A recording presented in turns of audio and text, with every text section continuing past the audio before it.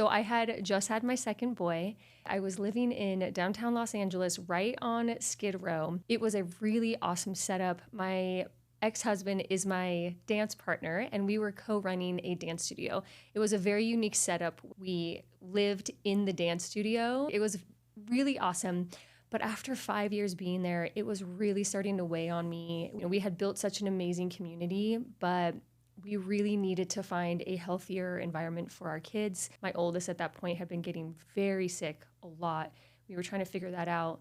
And we didn't want to hustle so hard. It was a lot of work just to pay the rent. We decided to close up shop, and we lived with my family for about 6 months in Santa Barbara with essentially the idea of where do we want to live that's a higher quality of life at a cheaper cost. We had traveled the world teaching dance together for 10 years. It was a different country every weekend. So we had seen the world, but not from the perspective of raising children. So we had plans. We were talking to some friends in Costa Rica. We had friends that wanted us to come out.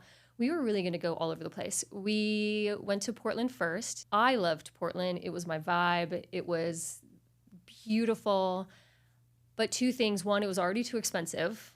And two, I was having a hard time finding, just sort of envisioning our life. It was a little bit like, okay, what school would my kids go to? Where would we live? We just didn't get that dialed in within that trip.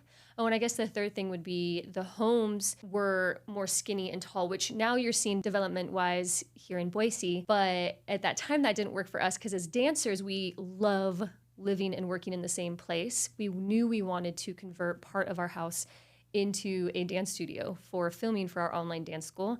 So tall and skinny just wasn't cutting it for us. So Boise was a total whim. I had several girlfriends who had suggested it and planted seeds, I think, over the years. And I remember seeing the email, and it was dead of winter, $50 plane ticket to Boise. And I just turned to my husband at the time and was like, let's just try it. Within just 2 weeks, we found the school of our dreams, found the house that was perfectly laid out to convert the formal living and formal dining room into a dance studio film space. We also, some of my closest friends, we met in that week. So I think it just instilled that visceral experience where I just knew, okay, this is what it's going to feel like to live here. I have my community, I have my home, I have my work set up. Everything just rolled within 2 weeks, and we just packed up. We stopped the plans. We didn't travel anywhere else, and we just went to Boise.